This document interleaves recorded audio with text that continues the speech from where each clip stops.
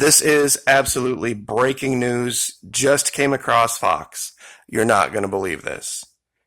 Some time ago, I think this was probably at least a year ago, I predicted that if there was ever some type of a crisis in this country where the government started to lose control, the first thing they would do would be release the prisoners because they didn't want to be responsible for them. Now, these videos took off in a way like no other videos I have ever done, including Antarctica. I have maybe 4 or 5 videos talking about this, and they account for maybe 7 or 8 million views. It's absolutely insane. And thousands of people came to my videos and said, there's a secret gas system that poisons all of the prisoners in such a case. It was nuts. Or they said, guards would stalk from cell to cell, offing people, or they would just leave them to rot. It was the dumbest thing I've ever seen. People actually believed this. Well, guess what? I covered this about a week ago where they were starting to talk about this. Now they're starting to step it up and step it up in a big way. I'm going to go ahead and play exactly what I said so that you can hear in my own voice from 11 July 2018 what I alleged. The one thing most survivalists don't ever consider is this. When shit hits the fan and the U.S. government collapses and they don't have the ability to take control of and maintain control of the prisoners, they're going to let them out. I know it sounds like the absolute backward-ass stupid thing to do, but if they can't feed them and they can't maintain them and they don't have the guards showing up for work, they're going to open the doors. And if they don't, these guys will find a way out. Now, why should you be worried about that? Okay, and I go through the story talking about how being out in the middle of the country is a very, very tenuous place to be. Why? We are also seeing now that smaller communities are going to be running out of supplies much faster than communities on the coast and in larger states. This is also where a lot of the preppers are. So these prisoners are not stupid. They're going to put 2 and 2 together. They're going to know where the least likely situation is for them to ever encounter law enforcement, and also where there's a very high probability of them finding supplies that they can't find anywhere else. Now, here's Fox, just a matter of moments ago.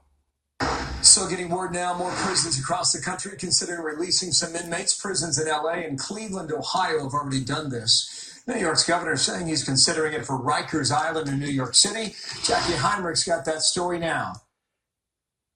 LA and Cleveland have already done it, and they are considering it for Rikers Island. These aren't little county jails, guys. Jackie. Well, Bill, New York City is in the process of identifying appropriate inmates to release under the circumstances with special consideration for pre-existing health conditions and people with a low risk of reoffending. Now, the move comes after authorities in Ohio, Los Angeles, and Illinois took similar measures, and Massachusetts today announced they'll be doing the same over concerns the facilities pose a fertile breeding ground for the virus. This month, Iranian prisons temporarily freed 85,000 inmates as the country struggled to control the spread. Here in New York, calls for quick action now growing louder after a civilian investigator with the City Department of Corrections tested positive for COVID-19 and died. And 2 at Rikers Island were also infected, an inmate and an officer who works at the front gate. The head doctor at Rikers is sounding the alarm, tweeting that a coronavirus storm is coming and jails must release as many prisoners as possible. As many prisoners as possible. Not as is a good idea, as is possible. Chief Medical Officer Ross McDonald wrote, "We cannot change the fundamental nature of jail. We cannot socially distance dozens of elderly men living in a dorm, sharing a bathroom. Think of a cruise ship recklessly boarding more passengers each day. Rikers Island is one of the largest correctional institutions in the world, housing about 10,000 inmates at any given day and employing about 10,000 workers. The union representing the corrections officers asked the city give them new masks and temporarily suspend new admissions to the jail. Jackie, nothing like this at the federal level so far, is that right? Not yet, but now that they have opened the door, now that guards at these prisons are like, no frickin' way, sorry, not showing up for work, it is going to cascade. And you are going to see a mass release of prisoners across this country. They are not going to lead the news with it. I'm surprised this report got out. And these guys are just going to blend. They are going to blend into society. And since now there is moratoriums on shutting off people's power, shutting off, you can't shut off anyone's power right now because they can't pay a bill. Infinity and Spectrum and a lot of other providers are making their services free, meaning that, like, for example, I have Spectrum. There are all sorts of Wi-Fi hotspots, Spectrum hotspots all over town that I have access to that people who don't have a Spectrum account don't. Well, now they do. Same thing with Xfinity. So internet service is now basically free for everyone. So they're going to have access to the internet. They're going to very soon, very quickly get their hands on cell phones, be able to communicate, get their hands on, and don't let me get started on weapons. That's going to be a piece of cake given the soaring amount that are now floating out into the streets. Recipe for disaster, government-created panic. See, a lot of people thought this was going to come from some meteor, or it was going to come from an EMP, or even a disease. This isn't even a disease, it's a cold. But the fear of getting a cold, has caused this. And this looks like pretty high on their agenda for things to do. They're not going to have the money to run these jails. And even if they did, they won't have the people. They're not going to commit National Guard troops to these jails. They're going to say that's just a poor use of resources. We're going to need these National Guard troops for other things. And we're not going to risk getting our military sick by putting them in these prisons. We're going to let these people go and let them go out into society and let them be society's problem. Because that's the cheapest thing to do. Because nobody's going to be able to call them on it. Nobody's going to be able to make the allegation that they should have left them in there. Because look what's going on now. Anybody who even stands up and sticks their neck out a little bit gets that chopped off and says, hey, the government's causing this panic. I'm stunned that I have been allowed to speak as much as I've been allowed to. I personally think it's because they are so short-staffed that they don't have enough demonetizers, enough reviewers to go over the videos to take them down, to maintain the AI, because that takes a lot of human intervention so that they can continue to morph what they see as monetizable and not monetizable content. I really think that has a lot to do with it. And some of that actually comes out of China. That's another story. I'm kind of getting off topic here.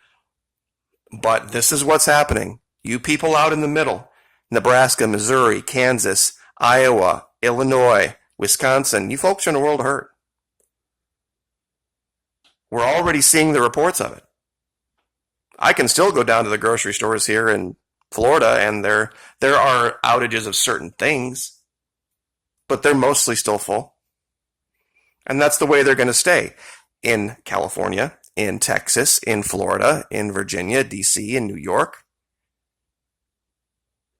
But you fly over, folks, it's going to be Mad Max Beyond Thunderdome for y'all. Because those grocery stores sitting underneath unsupported fire bases out in the middle of nowhere, They're going to figure out who you are real fast because you're not going to be hungry. You're not going to be among the group of people in your neighborhood out looking and trying to find food. They're going to figure out, hey, we've got 12 houses on this block and, we have 11 of us here that are in kind of a bad way, but why is house number 12 down there not having any problems? Maybe we should go knock on that door. And then you're going to be put in a position. A lot of people don't realize that. You don't want to be the fat guy in a society that's starving. You really don't. You're going to stick out like a sore thumb very, very soon. And they're going to find you. And you're going to find out how much your plan for security is not one. They're going to come get your stuff. And they will use the National Guard to do that. And that's what's coming next. If there are regional shortages and they know of people that have these hoarded supplies, they'll come get them. And I don't care how many rounds you got or how good a shot you think you aren't going up against the National Guard of any state. When they come say, we need this, we need that, we need the other, we know you have it. And we'll reimburse you for it. But we're taking what we need. If you don't think that's the case, I'm sorry for your luck. And I'm sorry for your loved ones and what they're going to have to go through if you're not smart enough to know what the score is. So, anyway, Fox has now confirmed it. They're starting. They've already started. It started in California. And those guys aren't going to stay in California. Trust me. They're not. There ain't no way. I mean, as long as I guess there's an easy place to stay and there's some food, they will. But believe me, if they want to stay out of harm's way, especially after having been locked up there, they're going to head out. Like, share, subscribe.